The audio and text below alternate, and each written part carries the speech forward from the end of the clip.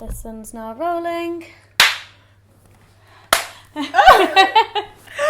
haven't done it. Oh, this is exciting. Hello, everybody. How are you going? I hope that you are well. Look who I'm here with today. Hello. Very special guest. This is Hannah Witton, if you don't know her already. My channel is just my name, Hannah Witton. I am mostly known for doing videos about sex and relationships. And I wrote a book about sex and relationships. She did. It's called Doing It. She's now. She's a plug.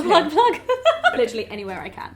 And as you should. So I met Hannah a couple of months ago in Menorca, actually. Yes. We were on a little press trip and we shared a kayak together.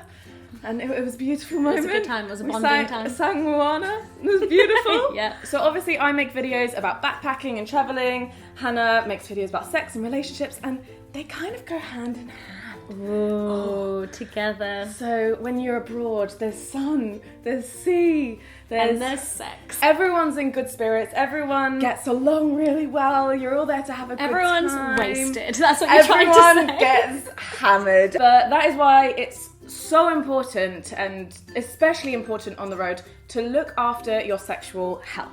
Yes. Because that could possibly be an issue. And it doesn't have to be an issue. But no, we don't want things going wrong. So what can go wrong when you're on the road to do with your sexual health?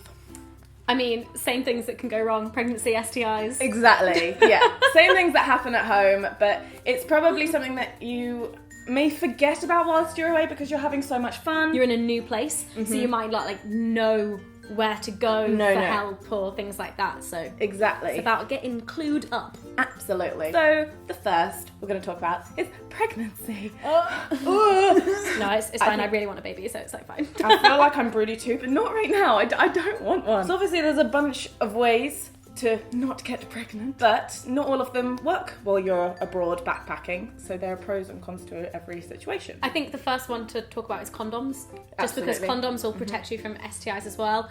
Most other contraception methods, or all other contraception methods, don't. Yeah. So condoms are especially important, and the likelihood is when you're traveling, you may be having more than one sexual partner, and you may not ever see them again. You might not swap numbers, and you might not know their sexual status.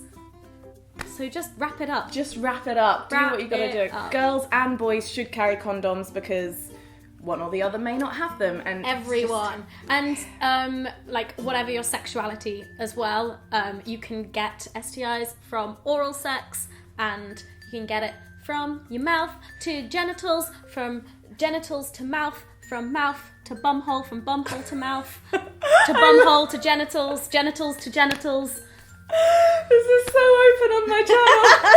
This is why amazing. This is why I'm here. Most people don't visibly show symptoms as well, so you can't tell if someone is clean. Also, clean is a horrible word because it implies that people with STIs are dirty. Yeah. But I realised we were talking about pregnancy, and now it's like STIs. That's fine. We're going straight into it. But in terms of condoms, if you want to protect yourself from STIs, if you are going down on someone with a vulva, what you can do is you can create your own dental dam by cutting a condom. New to me. Okay. Cutting a condom.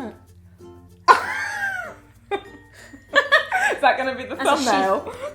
Yeah, just so you know. Wow, that's insightful. Yeah. I didn't even know about that. You can also get dental dams, but even I don't know where the hell I'd get a dental dam, so just cut a condom. I must also say about condoms, they're not as strong in every country, so sure, different regulations and stuff. Exactly. Yeah. Some of the makes in different countries are not as good, or different regulations. I would do your research, or just stock up on your own from home that you know work and you trust that brand. Yeah, definitely. Nothing to be ashamed of if your backpack is mostly filled with condoms. Oh yeah, it's nothing to be ashamed of. It's the most common thing you might find. I feel someone's just got a condom on the bed. Okay. And also always check the expiry date, especially if you're traveling for a really long time. Very true. Very true. Yeah, you could be traveling for 2 years and then company expired. Be like, oh, this condom expired. Oh, shit. There are other ways of preventing pregnancies. One of them is the coil. We'll talk about that first. I've never had the coil. Have you? Me neither, but I'm tempted to maybe get the Mirena Coil. Okay. Yeah. I guess the pros of that, if you're travelling, is that once it's in, you don't have to think about it. You don't have to think about it at all, but people can have like bad side effects to it, especially when your body is getting used to a new contraception. Like it can take 3 to 6 months for your body to kind of adjust to that. So maybe you don't want to be changing contraception or coming off one or going on a new one. Yeah. Like right before you're about to go on a because then you haven't got 6 used month to it trip. and you don't know what is happening. And another one is the pill. And this is something that I wasn't on before I went travelling. And then when I started, I was like, probably would be a good idea to get some contraception in me. In the system? In the system. I'm on the pill now. I reacted so badly though. Which one did you try? I don't know. This is learn from my mistakes. Make sure you know what pill you're trying and make sure you know the side effects. But I basically got so like depressed. Like, I'm not a depressed person at all. Yeah. I'm generally very happy, and I was crying all the time. Wow. Like when I was away traveling, this is your happy time, and I was just like really sporadic with everything, and also my periods were all over the place. Like I felt like I was just having a period the whole time, and I was like, I can't handle this. Yeah, and I guess like having lots of periods and bleeding all the time whilst traveling, not ideal. It's not ideal at all. I think for something like the pill, when you're traveling though, one of the things that you have to be really careful about is under certain circumstances you won't be like fully protected.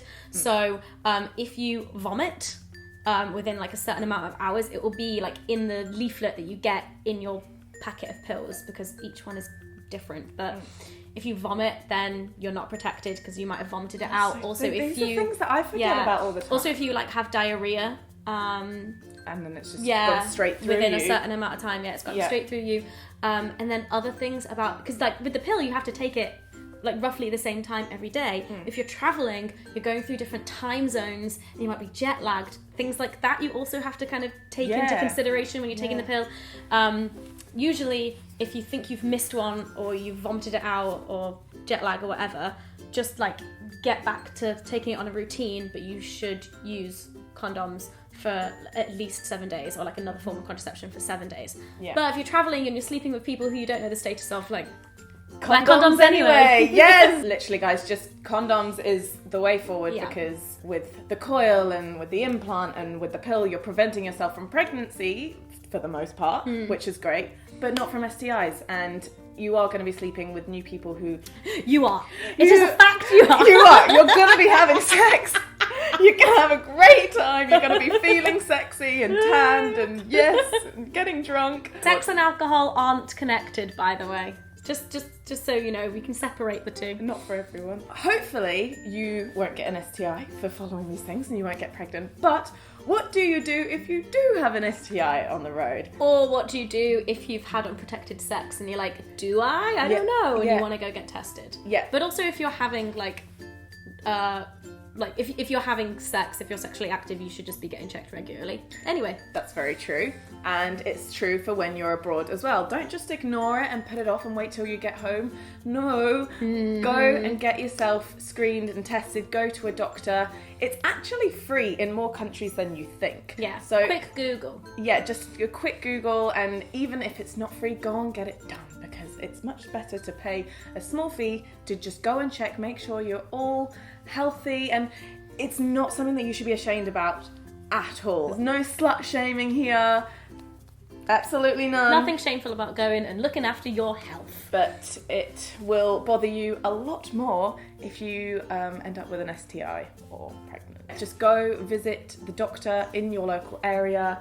There will always be a sexual health clinic, someone who can help you with everything that you need to know, and that's what you need to do. Basically, just keep an eye on it and be sensible. You know, don't let the fact that you're traveling and just like, fun times, carefree, no responsibilities. You do still have a responsibility to look after your body and your health. You do, absolutely. So bear that in mind. Absolutely. Obviously, this video isn't to scare you. It's just a forewarning. We want you to go have fun, go be sexy, go have the time of your life, and have the gap year and do things you've never done before, and meet people and have fun. Yeah. But just carry condoms and use them. It's that easy, and then you can like have all that fun and not the worry. Yeah, just don't forget about them. Yeah. That's a big tip for today. Yeah. And I would say even if you're not planning on having any travel sex, and you're not sexually active, like they're just always useful to have in that, like, just in case. Better safe than sorry. You don't have to use them. You could even lend them to a new travel buddy who was stupid enough to forget their condoms. Yes. So, which is bound to happen. yeah. But yeah, just avoid the dorm room if you can. Because that's never good. Maybe we'll do another video on creative places to have sex while you're backpacking. Yeah, that could be a good one. I'd watch that. Yeah. We are about to film another video on Hannah's channel about relationships and backpacking romances and whether you should stay in a relationship or whatever.